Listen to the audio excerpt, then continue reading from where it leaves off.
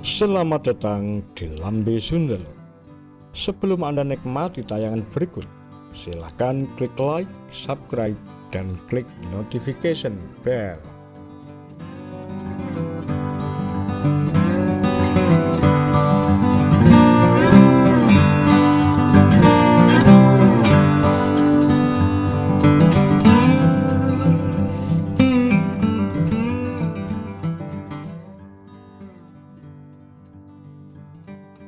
Presiden Soekarno perintahkan buat bom nuklir di Indonesia.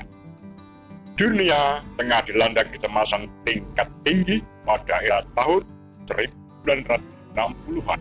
Hal ini lantaran adanya perseteruan dua blok besar saat Barat dengan Amerika Serikat dan kawan-kawan dan Timur dengan Uni Soviet. Perang dingin kedua blok semakin memanas saat Amerika Serikat menguji coba bom hidrogen termonuklir di Kepulauan Marshall, Samudra Pasifik tahun 1954.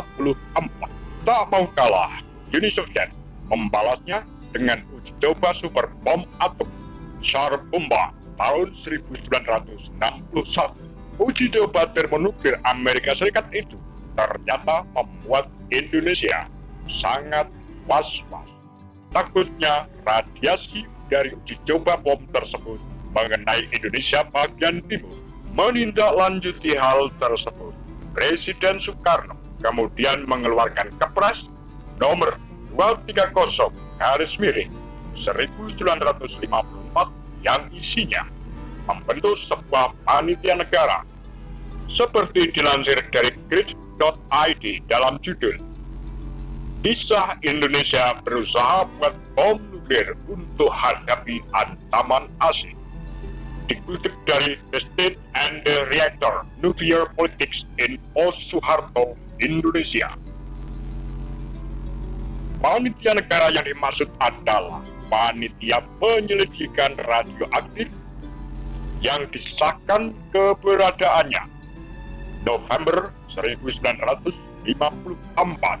Panitia ini dipimpin oleh seorang ahli radiologi yang baru saja menyelesaikan studi di London bernama D.A. Siwapesi.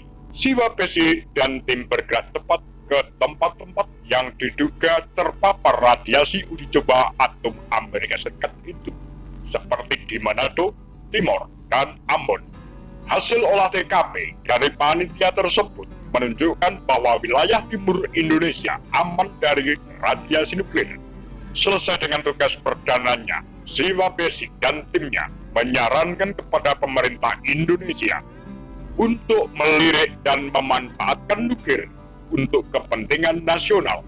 Saran tersebut diterima oleh Presiden Soekarno dengan dibentuknya Dewan Tenaga Atom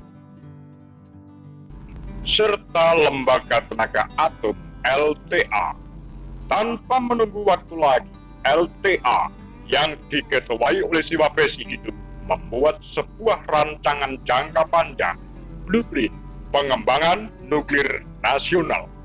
LTA juga sangat aktif berkeliling dunia untuk mempelajari bagaimana sebuah negara mengelola nuklir. Negara adidaya semacam Amerika Serikat juga tak luput dari agenda kerjasama LTA, termasuk berkolaborasi dengan International Atomic Energy Agency (IAEA). Amerika Serikat yang kala itu dipimpin oleh John F. Kennedy memandang proyek nuklir Indonesia bersifat damai, ditandai dengan kerjasama bilateral Amerika Serikat dan Indonesia pada Juni 1960. Banyak keuntungan yang didapat Indonesia dari kerjasama itu, seperti sokongan dana untuk melakukan riset nuklir dalam negeri. Amerika Serikat juga mengirimkan tenaga ahli pernuklirannya untuk mengajari ilmuwan Indonesia melakukan pengayaan uranium. Padahal ilmu dan peralatan pengayaan uranium tak setiap negara mau memberikan ilmunya ke negara lain. Kerjasama itu lantas membuahkan hasil.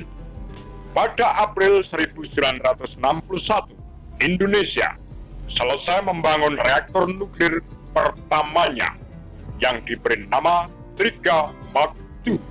program nuklir Indonesia tampak berjalan mulus sampai akhirnya Kennedy ditembak mati. Sepeninggal Kennedy membuat hubungan Amerika Serikat Indonesia jadi suram. Program nuklir Indonesia yang didukung Paman Sam jadi tidak jelas nasibnya.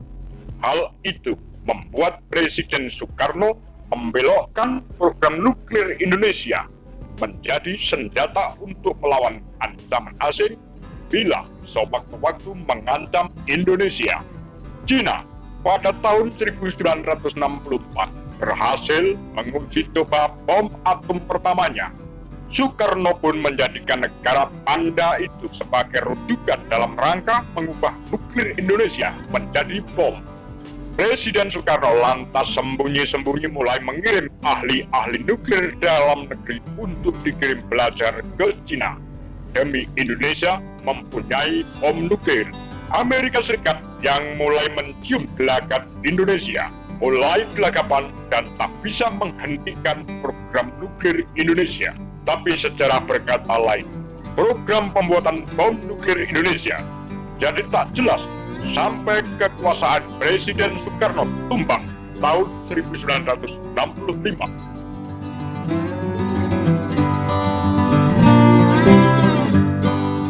Demikian pura-pura Tagar Lambe Sundel.